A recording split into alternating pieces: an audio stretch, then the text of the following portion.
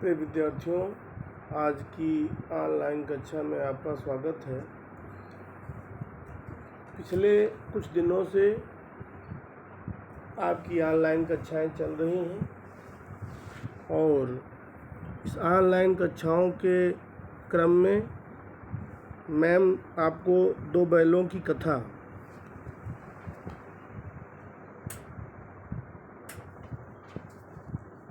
यह पाठ पढ़ा रही। क्षितिज भाग 1 के अंतर्गत यह पहला पाठ है जिसे मुंशी प्रेमचंद जी ने लिखा है। उसका भाग 1 आप पढ़ चुके हैं। उसी भाग 1 के क्रम में भाग 2 आज आप पढ़ रहे हैं। भाग 2 के अंतर्गत आप आइए देखें कहानी का विकास क्रम क्या है।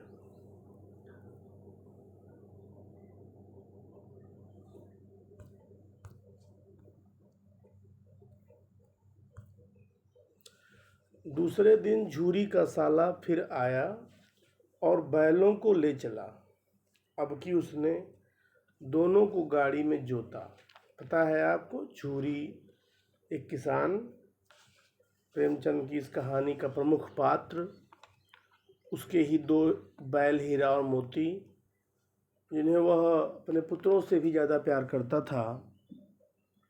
आखिर उन बैलों को ले जाने के लिए उसका साला गया आया और झूरी नहीं चाहता था कि वो बैल भेजे गया के साथ, लेकिन जो झूरी की पत्नी थी उसने बहुत आग्रह किया झूरी से कि नहीं, उन बैलों को वो अपनी ससुराल में भेज दे। और दोनों बैलों को ले चला। अब कि उसने दोनों को गाड़ी में जोता। बैलगाड़ी पहले हुआ करती थी, उसमें दोनों बैल जोत दिए गए। 2-4 बार मोती ने, हीरा मोती दोनों झूरी के घर को छोड़कर कहीं अन्यत्र जाना नहीं चाहते थे। उन्हें लगा कि उनके मालिक ने उन्हें बेच दिया, इसलिए वे कतई जाने को तैयार नहीं थे। रास्ते में उन बैलों को ले जाने में गया को बहुत मशक्क़त का सामना करना पड़ा। 2-4 बार मोती, जो थोड़ा सा क्रूर था, अड़ियल था, गुस्सैल था, हीरा थोड़ा सा शांत स्वभाव का था, धीर गंभीर था, समझदार था। मोती ने गाड़ी को सड़क की खाई में गिरना चाहा, लेकिन हीरा ने संभाल लिया। वह ज़्यादा सहनशील था। संध्या समय घर पहुंचकर उन दोनों बैलों को मोटी रस्सियों से बांध दिया गया और जो कल रास्ते में उन्होंने शरारत की थी उसका मजा चखाया गया, पीटा गया। फिर उन्हें खाने को सूखा भूसा डाल दिया गया। अपने दोनों बैलों को, जो गया के बैल थे, उन्हें क्या डाला गया? खली चूनी सब कुछ दी गई और इन दोनों बैलों को केवल सूखा भूसा डाला गया। दोनों बैलों का ऐसा कभी अपमान नहीं हुआ था। ऐसा अपमान झूरी के घर में उन दोनों ने कभी नहीं झेला था। जानवर हो, कोई भी जीव हो, कोई भी जंतु हो, कोई पशु हो, कोई पक्षी हो, हर व्यक्ति को सम्मान चाहिए। अपमान की ज़िंदगी कोई भी नहीं जीना चाहता है। इस पाठ के माध्यम से लेखक ये संदेश देना चाहते हैं कि अंग्रेज जिस तरह भारतीयों का अपमान कर रहे थे, उन्हें शायद पता नहीं था कि यह अपमान बहुत दिन चलने वाला नहीं था, फिर भी वो समझ नहीं पा रहे थे। तो दोनों बैलों का ऐसा अपमान कभी नहीं हुआ था। झूरी ने फूल की छड़ी से भी नहीं छूता था। फूल की छड़ी से भी न छूने का अर्थ ये कि झूरी उन बैलों से बहुत ज़्यादा प्यार करता था, बहुत ज़्यादा स्नेह करता था, बहुत ज़्यादा लगाव रखता था, उन्हें अपने प्राण से भी अधिक प्यार करता था। परंतु बेचारे आज यहाँ गया के घर में अपमान का सामना कर रहे हैं। उसकी टिटकार पर दोनों, टिटकार जो बैलों को चराने का, बैलों को हाँकने का एक तरीका होता है, मुंह की आवाज़, उसकी मुंह की आवाज़ पर दोनों उड़ने लगते थे, अर्थात बहुत तेज़ चलने लगते थे। जबकि गया के घर में उन्हें मार भी पड़ी, खूब मारे पीटे गए, उनके सम्मान को चोट पहुंचाई गई। आहत मतलब चोट, सम्मान जानते ही। तो चोट सम्मान पर पहुंचाई गई चोट का जो दुख था वो तो था ही, और उसके ऊपर उन्हें खाने को सूखा भूसा तक दिया गया। नाद की तरफ आंखें तक न उठाई उन दोनों बैलों ने, सूखा भूसा न खाने की कसम खाई। दूसरे दिन गया ने बैलों को हाल में जोता, पर इन दोनों ने जैसे पाँव न उठाने की कसम खा ली थी। पाँव न उठाना मतलब चलना, एक पग भी आगे चलने को तैयार नहीं हुए। वह मारते मारते थक गया। उन दोनों बैलों को बहुत मारा गया, फिर भी उन दोनों ने हल को लेकर के एक पग भी न चलने की कसम खा ली थी कि वो मर जाएंगे लेकिन गुलामी बर्दाश्त नहीं करेंगे, अपमान नहीं बर्दाश्त करेंगे। एक बार जब उस निर्दयी गया को कहा गया है। निर्दयी कौन होता है? जिसके अंदर दया भाव नहीं होता है। पशुओं पर, पक्षियों पर अत्याचार करना, किसी भी जीव पर अत्याचार करना, उसे मारना, छेड़ना, परेशान करना अत्याचार ही होता है।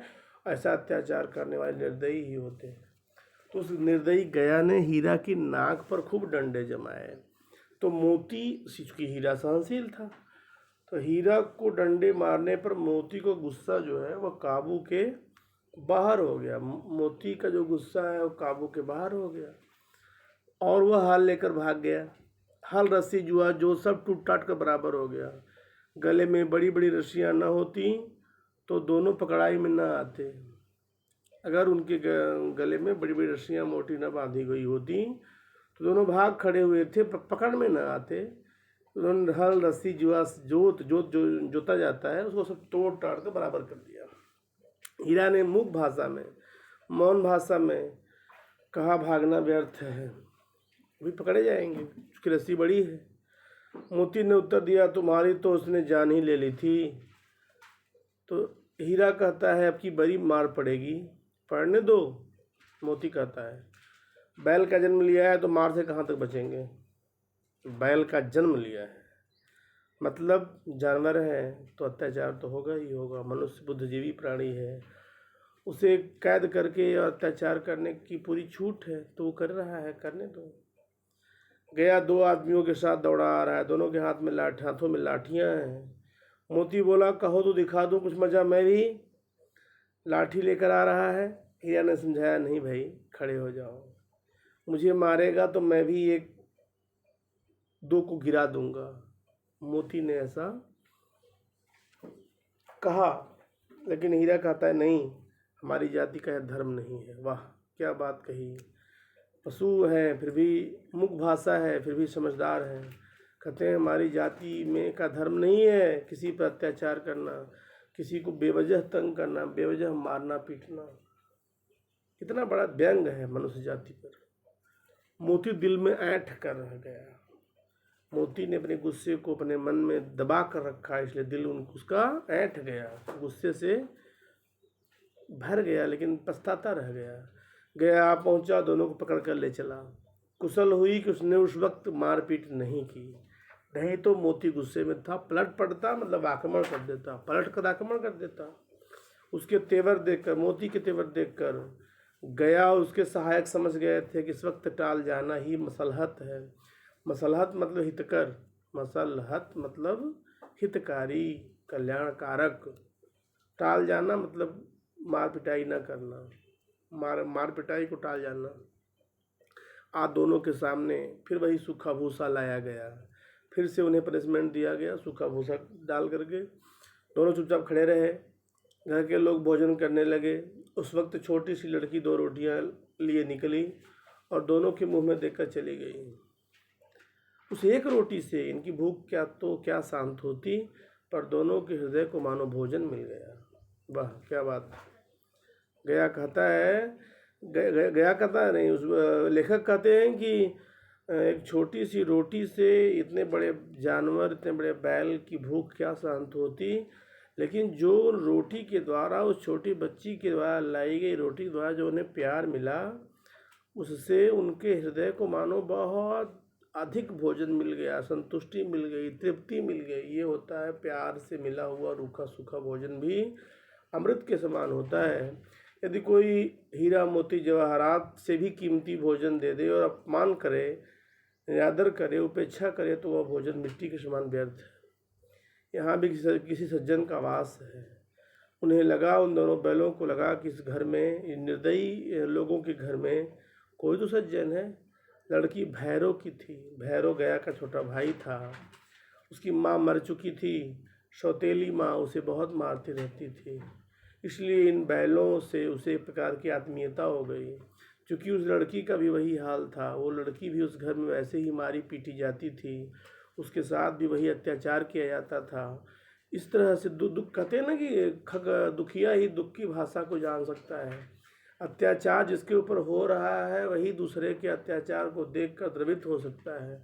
जिस पर जुल्म ढाया जा रहा है वही दूसरे के ऊपर ढाए जाने वाले जुल्म को समझ सकता है, महसूस कर सकता है। जिनके ऊपर कोई जुल्म ही नहीं हो रहा है वो जुल्म की और अत्याचार की बात क्या समझेंगे।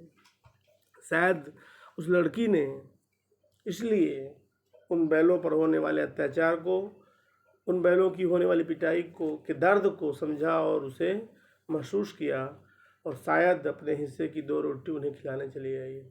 दोनों दिन भर जोते जाते, डंडे खाते, अड़ते। अड़ना मतलब रुक जाना, काम न करने की कसम खाना, आगे न बढ़ने की सोचना। शाम को थान मतलब जहाँ पर पशु बांधे जाते हैं, बांध दिया जाता था, और रात को वहीं बालेगा 2 रोटियां अपने हिस्से की उन्हें खिला देती थी। प्रेम के इस प्रसाद की बरकत मतलब लाभ, उन्नति। प्रेम के इस प्रसाद मतलब कृपा, जो प्यार से मिल जाए वह कृपा के समान होता है, तो वह भगवान के प्रसाद के समान। तो 2 गाल सूखा भूसा खाकर भी दोनों दुर्बल न होते थे, कमज़ोर नहीं हो रहे थे, क्योंकि उन्हें प्रेम से 2 रोटी खाने को मिल जाती थी। उसे संतुष्टि मिलती थी, उसे तृप्ति का आनंद मिलता था।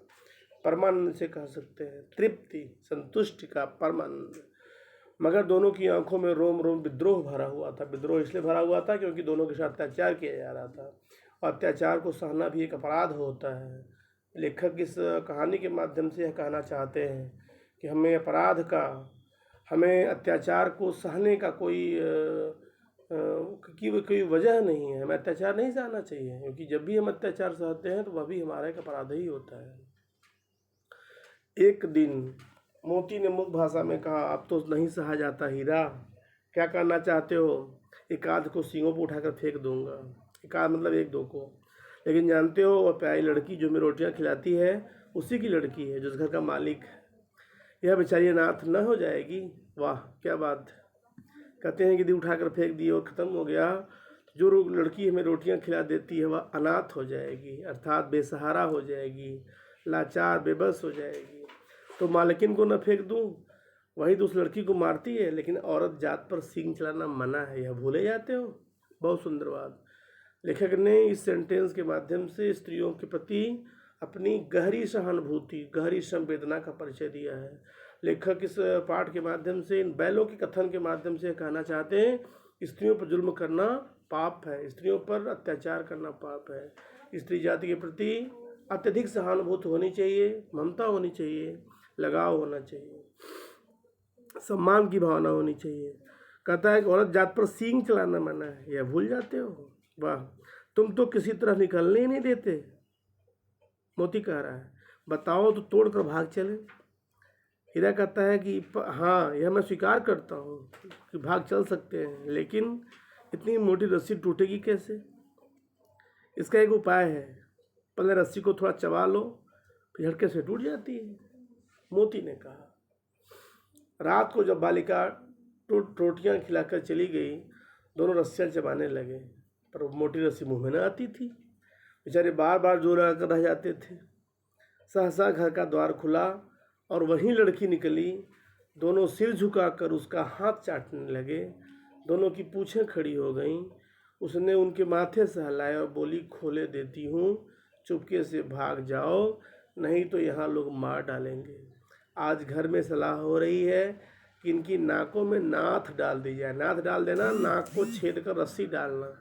आपने देखा होगा बड़े बड़े बैलों को नाकों में छेद कर रस्सी पहनाई जाती है, जिससे उनको सिर में बांध दिया जाता है जिससे भाग नहीं पाएंगे। उन पर नकेल कसने के लिए, उन पर नियंत्रण करने के लिए ऐसा किया जाता है। चुपके से छोटी बच्ची ने गराँव खोल दिया। गराँव जो पगहा होता है, रस्सी में लगा हुआ गले में बांधने वाला जो हिस्सा होता है वो गराँव होता है। दोनों चुपचाप खड़े रहे। मोती ने अपनी भाषा में पूछा, आप चलते क्यों नहीं हो? हीरा ने कहा, चलें तो लेकिन इस अनाथ पर आफत आ जाएगी। आफत पर मुसीबत, अनाथ बेसहारा, सब इसी पर संदेह करेंगे। सहसा बालिका चिल्लाई, दोनों फूफा वाले बैल भागे जा रहे हैं। ओ दादा, ओ दादा, दोनों बैल भागे जा रहे हैं, जल्दी दौड़ो।